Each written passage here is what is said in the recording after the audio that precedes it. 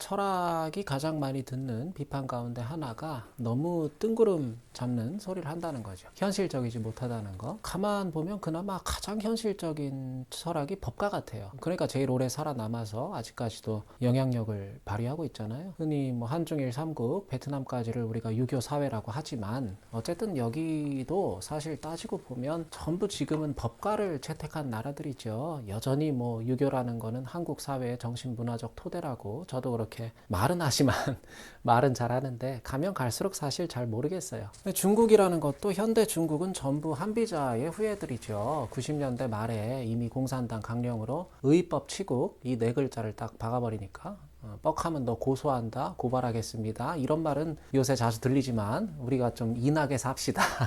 측은지심을 발휘해 봅시다. 이런 말은 요새 거의 안 들리잖아요. 아무튼 이 철학이라는 거는 분명히 정신적인 풍요를 견인하는 측면도 있지만 때로는 너무 무력하고 짜증이 날 정도로 사변적이죠. 그래서 알기는 쉽지만 실천이 어려우면 그게 이제 종교나 철학이 되고, 그것을 알기까지는 어렵지만 일단 알았다 하면은 실천은 쉬운 거, 그런 걸 이제 깨달음이라 그러는 것 같아요. 철학과 깨달음은 다르다 하는 걸 말씀드리고 싶었던 거고, 그 부다께서 길을 가시다가 앙굴리말라라는 희대의 살인마를 만나잖아요. 사람을 999명이나 죽인, 사람 1000명을 죽이면 내가 이 세상의 모든 깨달음을 얻을 수 있을 거야, 내가 신이 될 수 있을 거야 하는 좀 뭐랄까 좀 미신, 주술에 가까운 그런 비합리적인 신념에 사로잡힌 인물, 그게 앙굴리말라였다 그러는데, 얘가 이제 1000번째 희생양으로 부다를 찍은 거죠. 드디어 1000번째 살인인데 누굴 죽일까 하던 찰나에 마침 길을 가시던 부다와 딱 마주친 거죠. 자신을 쓱 지나가는 부다를 쫓아가면서 앙굴리말라가 외치죠. 거기 너 일단 정지, 멈춰라 그러죠. 그러니까 부다께서 뭐라 그래요? 네가 멈춰라 그러죠. 네가 멈춰라. 가장 짧지만 가장 깊은 한마디 아닐까요? 앙굴리말라는 부다에게 걸음을 멈추라 그런 거고, 부다는 앙굴리말라에게 욕망과 분노, 폭력, 집착에 끌려다니는 삶을 멈출 것을, 그걸 주문하시는 거죠. 우리가 왜 그 싸움 났을 때도 보면 그렇잖아요. 다 살다 보면 한 번씩 싸움 구경하게 되는데 주변에서 야 그만해 그만해 말렸을 때, 아 알았어 좀 놔봐 씨발 좀 놔봐 하는 게 진짜 멈춘 사람이에요? 아니면 소리 지르기를 멈추고 몸부림치기를 멈춘 사람이 그게 진짜 멈춘 사람이에요? 알았어 내가 그만할게 멈출게 하고 말하기는 쉽지만 진짜로 멈추기는 쉽지 않죠. 멈추지 못하겠을 때는 어떻게 해야 좋을까? 뭐 일단 심호흡을 크게 하고 최대한 빨리 그 자리를 떠나서 환기를 하고 뭐 이런 방법을 제시하는 건 쉽죠. 근데 그걸 실천하는 건 쉽지 않죠. 이게 철학과 깨달음의 차이가 아닐까 싶어요. 저는 우리 장자 길라잡이가 철학의 장이 아니라 깨달음의 장이 되기를 바라는데, 지금 저희가 뭐 잘 가고 있는지 우리 모습은 어떤지를 잘 모르겠습니다. 서로가 서로의 깨달음에 좋은 재원이 되어줄 수 있도록 저희가 합심하고 협력할 수 있다면 좋을 것 같아요. 저희가 계속 장자 지부기후를 함께 보고 있었죠. 오늘은 그 무기 만드는 사람 얘기가 나와요. 이 무기 장인이죠. 이 사람은 평생 무기를 만들었는데 뭐 칼이나 창이나 활 같은 거 그런 거 있죠.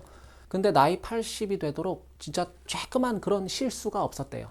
그러니까 진짜 기가 막히게 무기를 만들어내는 사람인 거죠. 그러니까 대사마가, 대사마는 그냥 고대의 어떤 그 병판쯤 되는 관직이죠. 그 병조판서. 오늘날의 그 국방부 장관 생각하시면 돼요. 대사마가 이 무기 장인을 불러서 이제 막 그 표창장도 주고, 그죠? 그 뭐라 그래? 훈장도 주고, 그리고 막 칭찬을 해주면서 묻는 거예요. 당신은 기교를 따르는가? 아니면 도가 있는 것인가? 도를 따르는가? 너는 기교를 따르는 거냐? 도를 따르는 거냐? 우리 장인께서는 지금 무기를 참 잘도 만드시는데 그렇게 하실 수 있는 거는 기술이 뛰어난 겁니까? 아니면 당신이 도를 터득했기 때문입니까? 경험에 의한 기술의 숙련도가 당신을 그렇게 만든 겁니까? 아니면 어느 순간 당신이 우리가 물리가 텄다 그러잖아요. 무기에 대해서 그냥 완전히 깨달아 버리게 된 겁니까? 통달해 버린 겁니까? 이걸 묻는 거죠. 그러니까 무기장인이 뭐라 그래요? 신에게는 지키는 게 있습니다. 제게는 반드시 지키는 철칙이 있습니다. 하면서 사물을 볼 때 무기가 아니면 살피지를 않습니다. 이렇게 대답을 하죠. 사물을 보는데, 내가 인생을 살아가면서 여러 가지 사물들을 보는데 다른 사물은 일체 보질 않고 나는 무기가 아니면 살피지를 않습니다. 그렇게 대답을 한다는 거죠. 그러니까 무기장인이 오늘 말하는 자기의 핵심 노하우가 뭐죠? 다른 건 일체 보질 않고 무기만 본다는 건데, 이걸 좀 브로드하게 정말 현대적인 맥락에서 풀어보자면 어떤 뭐 선택과 집중, 우리가 요새 종종 얘기하는 뭐 그런 게 될 수도 있겠고, 또 한 우물만 파라 하는 뭐 그런 격언처럼 들리기도 하고, 뭐 다양한 일상적인 해석이 나올 수 있겠지만, 우리는 지금 최대한 장자적으로 이 대목을 한번 봐보고 싶은 거잖아요.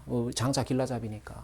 저희가 이제까지 장자 길라잡이를 함께 해오면서 쭉 범주화했던 핵심 개념들이 몇 가지 있었잖아요. 뭐 한 6, 7가지 정도. 뭐 소요유, 재물, 안명, 심재, 좌망, 무의자연, 물화 뭐 이런 것들 있죠. 그랬을 때 오늘 이 대목은 뭘 설명하고 싶은 것 같으세요? 저는 일단은 지금 딱 봤을 때는 심재나 좌망으로 이걸 좀 풀어봤으면 좋겠는데, 오늘 후대 도가들이 이 무기장인을 통해서 하고 싶은 말은 뭐 집중력이 프로를 만든다 뭐 그런 정도의 얘기는 아니잖아요. 그거는 뭐 철학이 대단한 건 아니지만, 그 뭐 자기계발서나 뭐 이런 데 나올 법한 얘기는 아닐 거잖아요. 적어도 이 고전에 나오는 말은. 오늘 이 대목은 내 마음이 어떠한 대상과 하나가 돼서, 완전히 하나 돼서 그 모든 잡념이 사라진 상태, 이런 상태를 이제 장자가 심재 내지는 좌망으로 풀지 않습니까? 어떻게 보면 뭐 재물이나 물화의 느낌도 있고. 근데 오늘 여기서 지금 이 무기장인은 어떤 사람이에요? 다른 사물은 보지 않고 무기가 아니면 살피질 않는다는 게, 정말 이 사람 눈에는 뭐 무기 말고는 안 보인다는 소리예요. 이게 무기장인 눈에는 온 세상이 다 무기로 보이는 거예요. 와이프도 무기로 보이고 자식도 무기로 보이고 그런 거예요. 뭐 검사나 경찰들 눈에는 온 세상이 범죄자로 보이는 거예요. 그럼 검사들이 제일 가까이 있는 자기 식구들부터 전부 잡아 쳐놔야 되는데 또 그러진 않잖아요. 군인들 눈에는 온 세상이 다 적군으로 보이는 거 아니잖아요. 그럼 자기 식구들부터 다 쏴 죽여야 되는데, 가까운 데 있는 사람들부터. 세상에 또 그런 군인은 없잖아요. 다른 사물은 보이지 않고 무기가 아니면 보이지 않는다 하는 거는, 너무 오래 어떤 대상과 함께 한 나머지 이제는 억지로 그것에 집중해야 될 필요조차 없어진 상태, 그런 상태를 말하는 거 아니에요? 억지로 집중해 가면서 또 애써 신경을 곤두세워 가면서 재련하는 그런 나마저 사라져버린 상태. 진짜 프로 연주자는 악보를 안 보죠. 악보를 그 앞에 펼쳐놓긴 하더라도 하나하나를 일일이 막 계산해가면서 치지는 않잖아요. 저희 콩나물대학교 교수님 중에도 세계적인 피아니스트 형님이 한 분 계신데, 그 피바디 음대에서 박사까지 하신, 세계적인 그 콩쿠르에서 상도 많이 받으시고, 이 형님 피아노 치실 때 저도 몇 번 봤는데, 보면은 이건 뭐 건반을 두드린다 하는 느낌보다는 그냥 진짜 별로 구분이 안 돼요. 어디까지가 피아노고 어디까지가 그 형님인가가, 그 경계가 저는 구분이 진짜 잘 안 되더라고요. 그냥 인간 피아노 연주하실 때 그 모습을 보면 저 피아노처럼 생긴 사람 같기도 하고, 또 사람처럼 생긴 피아노 같기도 하고. 농구 선수가 3점슛 때릴 때 각도 재가면서 때리는 거 아니죠. 그냥 감각적으로 몸이 자연스럽게 반응을 하는 거죠. 우리가 특히 작가들도, 저도 이제 책을 한 5-6권 낸 작가인데, 진짜 몰입해서 글을 쓸 때 보면, 저도 이제 가끔 이런 경험을 그래서 하는데, 생각보다 손이 먼저 나가는 경우가 있어요. 내가 지금 글을 쓰고 있다 이게 아니라 글이 그냥 저절로 막 꼬리에 꼬리를 물고 막 따라오는, 그럴 때 진짜 막말로 기분이 째지는데, 이런 기분을 느끼기가 쉽지 않다는 거. 그게 문제죠. 아마 작가들 다 그럴 텐데, 이 장자 철학이라는 거는 쉽게 말하면 자연스러워지는 철학이잖아요. 그러니까 오늘 이 무기장인을 통해서 후대 도가들이 하고 싶은 말도, 억지로 내가 뭔가에 집중을 해야만 되던 경지에서 수많은 실패와 좌절과 곤란한 경험, 이것들을 통해서 점차로 숙련이 되고, 그 숙련도가 깊어질수록 나중에는 자기 자신마저 잊어버리게 되는, 그래서 우리가 그 무라일체란 말도 하고 그러는 거잖아요. 그래서 그보다 더 나중에, 더 후의 경지에는 그냥 뭐 더할 나위 없이 혼연일체가 되는, 자연스러워지는. 애기들 생각하시면 돼요. 애기들이 처음 걸음마 시작할 때 얼마나 그 걸음마가 처음에는 부자연스러워요. 불안불안하고. 그러다가 이제 자연스러워지는 때가 오는데, 그렇게 되기까지 얼마나 많이 애들이 자빠지고 깨지고 엎어지냐, 그 얘기를 하는 거예요. 그러니까 사실 오늘 이 대사마의 질문은 그 수준이 좀 거시기 하죠. 아마 무기장인은 이 기분이 좀 들어왔을 거예요. 좀 기가 찼겠죠. 당신은 기교로, 기술로 그렇게 하는 겁니까? 아니면 도를 터득한 겁니까? 하는 그 질문을 받고, 나는 다른 물건은 보이지 않고 무기가 아니면 보질 않습니다 하는 그 80 먹은 무기장인의 대답 속에는, 네 눈에는 지금 대사마야, 네 눈깔에는 이게 지금 기술로 가능한 경지로 보이냐? 라는 말이 좀 숨겨져 있다는 그런 느낌을 받게 돼요. 최대한 공손하게 대답을 해준 거겠죠. 어쨌든 그 묻는 상대가 국방부 장관이니까. 그리고 그 뒤에 이제 오늘 후대 도가들이 이러한 무기장인에 대해서 짧게 논평하는 대목이 나오거든요. 그게 이거죠. 이러한 쓰임이라는 것은, 이런 쓰임이라는 것은 쓰이지 않는 것을 빌려서 그로써 그 쓰임이 크게 그 쓰임을 크게 얻은 경우이다. 뭐 이런 얘기가 나와요. 이게 무슨 소리죠? 무기장인이 장인으로서 진정 전문가다운 프로다운 쓰임새를 지니게 된 것은 쓰이지 않는 것, 불용, 쓰이지 않는 것을 빌림으로써 정말로 큰 쓰임을 얻게 된 사례다, 경우다. 그게 이제 이런 얘기인데, 그러니까 정말 뛰어난 쓰임이라는 거는 당장의 쓸모만을 쫓지 않을 때 생겨난다는 말 아닐까요? 쓰이지 않는 것을 빌림으로써 큰 쓰임을 얻는다. 당장 내 눈앞의 효율, 성과, 뭐 체감되는 즉각적인 이익들, 이런 것만을 따라가게 되면 그러한 쓰임은 나오잖아요, 여기. 크게 오래 갈 수가 없다, 그 얘기입니다. 우리가 공부를 한번 예시로 들어볼까요? 그 옛날 말 중에 저는 아직도 이해가 잘 안 되는 게, 우리가 뭐 3당 4락, 4당 5락 그런 말 했잖아요. 뭐 서너 시간 자면 붓고 너댓 시간 자면 떨어진다고. 근데 지금에 와서 생각해봐도, 뭐 옛날에도 그랬지만, 이건 정말 어떤 뭐 학대 아니에요? 학대? 한참 잘 먹고 잘 자고 잘 싸고 잘 커야 될 나이에 서너 시간 자가면서 그렇게 거의 뭐 자학을 해가면서까지 가야 될 무언가예요. 그 서울대 법대라는 게 그렇게까지 해서 돼야 될 무언가입니까? 그 법조인이나 의사라는 게. 어떤 분들은 잠자고 먹고 싸는 시간까지 나는 킵해가면서 내가 뭐가 됐다 하는 말씀을 뭐 꽤 자랑스럽게 하시기도 하던데, 물론 그분들의 피와 땀, 그 노력과 의지는 숭고하죠. 아무나 할 수 없는 거죠. 근데 그게 과연 진짜 내세울 만한 무언가일까요? 내가 인간이길 포기하고 지금의 나를 만들어냈다. 저는 가끔 그런 얘기들이 나는 그렇게 들리더라고요. 공부라는 것도 그렇죠. 충분한 잠, 잠깐의 휴식, 딴 생각, 멍 때리는 시간들, 이런 것들이 완전히 쓸모없어 보이고 낭비처럼 보이지만, 오히려 이런 여백이 있을 때 집중력도 향상이 되고 확보가 되고 그런 거 아니에요? 모든 게 그렇잖아요. 우리가 다만 살아있으니까 살려 그러는 거지, 뭔가를 하기 위해서 우리가 사는 건 아니잖아요. 인생의 참 목적이라는 건 죽음 말고는 없는 거잖아요. 운동도 마찬가지죠. 월화수목금토일 일주일에 7군데 부위를 정해서 매일 그냥 진짜 피곤해 죽겠는데도 무리해서 운동을 해요. 그러면 몸을 만드는 게 아니라 그건 몸을 망가뜨리는 거 아니에요? 쉬는 날 없이 신기록을 갱신할 수 있습니까? 다 마찬가지잖아요. 인간관계도 그렇죠. 이 인간이 도대체 나한테 무슨 도움이 될까? 얘가 나한테 무슨 이익을 가져다 줄까? 내가 얘를 통해서 무슨 영화를 보려고? 이런 생각을 가지고 만나면 그런 사람하고의 관계는 끝까지 갈 수가 없죠. 나한테 있어서 걔는 그냥 수단에 불과해지는 거잖아요. 당장에는 별 효율이 없어 보이는 것들까지도, 이런 걸 오늘 후대 도가들이 지금 불용이라고 표현을 한 거잖아요. 그런 것들까지를 품고 갈 수 있을 때, 역설적으로 그럴 때 가장 오래 살아남을 수 있다는 거, 이거는 역사적으로도 많이 증명이 된 얘기잖아요. 모든 걸 막 억지로 통제하고 거의 막 학대에 가까울 정도로 쥐어짜기보다는 정말 쓸모없어 보이고 낭비 같아 보이는 그러한 뭐 여백, 이완, 이런 것들이 자연스러움이 지속되는 원동력이라는 그런 얘기잖아요. 자연스러움이라는 거는 이건 일종의 흐름이죠. 흐름. 이런 것들이 삶의 리듬을, 흐름을 살리는 핵심이라는 거죠. 여백과 이완. 오늘 저희가 함께 본 대목에서 무기장인은, 이분은 자기 삶의 중심이 무엇인가를 명확히 파악해서, 그게 맨 장자가 말하는 본성이잖아요. 자신의 본성을 알아서 그것을 붙들어 쥔 사람이죠. 꼭 붙들어 쥔 사람이죠. 내 본성을 파악하고 나아가 내 본성을 장악한 사람이죠. 그래서 어떻게 된 거예요? 세상의 그 어떤 잡음에도 회방에도 흔들리지 않게 된 거예요. 마음에서 그 모든 동요가 사라진 거죠. 심재 좌망의 상태로 들어간 거죠. 그러니까 이 사람은,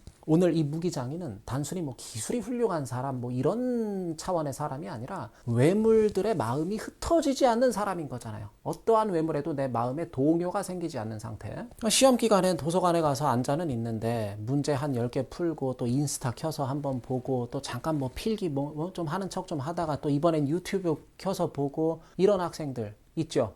이런 학생들 많이 있잖아요. 그러니까 뭐 얘들이 잘못됐다는 게 아니라, 이런 학생들을 가만히 살펴보면 특징이 있어요. 특징이. 내가 지금 왜 이걸 하고 앉아 있는가, 이걸 스스로가 몰라요. 그냥 남들이 다 하니까, 안 하면 불안하고 이상하니까 일단 그냥 가서 앉아는 있는 거예요. 시험 기간에는 그래 그렇게 해야 되는 거라고 생각을 하니까. 중고등학교 때 이랬던 애들은 대학 가서도 마찬가지고, 회사 가서도, 어딜 가도 마찬가지인 거잖아요. 결혼해서도 마찬가지고. 내 본성하고 무관한 일을 계속 하는 거야, 평생을. 근데 자기 본성을 알아서 내 본성의 흐름을 따라서 하는 애들은, 얘들은 흔들리질 않아요. 소처럼 걸어가는 거잖아요. 옆에서 누가 뭐라고 비웃고 조롱하고 무슨 일이 생겨도 무소의 불처럼 혼자 뚜벅뚜벅 한 걸음 한 걸음 내딛는 거죠. 그죠? 그 왜 인스타, 유튜브에서 사람들이 소위 성공한 인물들이라고 리뷰하는 사람들, 이분들이 전부 이런 분들이잖아요. 우리가 그분들의 과거를 반추해보면 다 이런 분들이잖아요. 리뷰를 보는 사람이 될 것인가, 리뷰할 만한 사람이 될 것인가, 이거는 순전히 내 본성을 따라 살 것인가, 아니면 남의 본성을 따라 살 것인가에 달려있다고 봐도 그 과언이 아닌 거잖아요. 그래서 아까 서두에서도 잠깐 말씀드렸지만 붓다와 앙굴리말라의 결정적인 차이가 뭐죠? 둘 다 깨달음을 향해서 나아가고 있다는 점에서는 매 한 가지죠. 둘 다 깨달음에 갈급하다, 깨달음에 목말라 있다. 이 점에서는 일치해요, 이 두 사람이. 근데 붓다는 목적지가 명확해요. 불교의 태제가 뭐예요? 딱 한마디로, 딴 거 다 빼고, 뭐 여러 가지 나올 수 있겠지만 딱 하나만 꼽아봐라 한다면 그거는 고예요. 이거 뭐 여러 말 할 필요가 없어요. 고예요, 고. 불교에서 가장 큰 화두는 괴로움입니다. 괴로움. 붓다의 지향은 명확해요. 어떻게 우리가 덜 괴롭게 살 것인가. 이 지점에서는 붓다와 장자가 일치를 이루는 거잖아요. 약간의 차이가 있다면 이제 붓다는 막 괴로움의 소멸까지를 끝까지 막 탐구에 들어가는 거고, 장자는 이제 뭐 적정선에서 유도리 있게 타협할 것을 요청하고 이제 그런 차이가 있긴 하지만, 그러니까 붓다는 그래요. 인생이 고해라는 거, 인생이라는 건 괴로움의 바다다라는 거를, 이거는 자기가 보고 듣고 느끼고 해서 깨달은 거예요. 그 시장 바닥에서 그 왜 유명한 얘기 있잖아요. 하루는 붓다가 동문으로 나가서, 그죠? 늙어서 갤갤거리는 사람을 보고, 또 하루는 서문으로 나가서 누굴 보고 해서, 아, 인간은 누구나가 생로병사로부터 자유롭질 못하구나. 고로 인간은 누구나가 괴롭다. 그러니 천상천하 유아독존이다. 하늘 위 하늘 아래 이 천하에 유아, 나 아님이 없고 다 괴롭다는 점에선 나 아님이 없다는 거죠. 다 하나라는 거죠. 그리고 그러한 나는 독존, 오직 귀하다. 다 괴롭지만 그래도 다 한없이 소중하고 귀한 존재들이다. 천상천하 유아독존. 그러니까 소중하고 귀한 존재들이 덜 괴로웠으면 좋겠다. 붓다는 이런 명확한 문제의식을 갖고 수행을 하는 거잖아요. 근데 앙굴리말라 이놈은 어디서 뭐 되도 않는 말만 주워 듣고 와서는 그냥 사람 1000명을 죽이면 나는 득도한다, 깨닫는다, 내가 신이 된다. 이런 완전히 일그러진 왜곡된 신념, 자기만의 신념에 빠져서는 주변을 돌아볼 생각도 하지 않고 그냥 막 밀고 나가는 거잖아요. 미친놈처럼. 그 집착의 화신이잖아요, 앙굴리말라는. 이게 결정적인 차이예요. 붓다와 앙굴리말라의 결정적 차이. 붓다는 중생을 위해서 자기가 집착을 멈춘 사람이고, 앙굴리말라는 자기를 위해서 중생한테 집착하는 사람이고, 우리는 붓다도 아니고 앙굴리말라도 아니죠. 그 중간쯤 되는 어딘가를 우리 모두는 살아가고 있습니다. 그래도 앙굴리말라보다는 붓다 쪽이 좀 더 나을 거 아니에요, 이 균형을 잡게 되면. 그러려면 쉬는 법을 우리가 배울 수 있어야 된다는 거죠. 쉬는 법을. 붓다는 쉬엄쉬엄 가니까 중생이 보이는 거예요. 근데 앙굴리말라 이놈은 쉬질 않고 계속 때려 죽이니까 중생이 안 보이는 거고. 우리네 삶에 적절한 호흡과 환기가 깃들기를, 우리네 몸과 마음에 편안히 휴식할 틈이 좀 생길 수 있기를 진심으로 바라게 됩니다. 오늘 강의는 여기서 마치겠습니다. 감사합니다.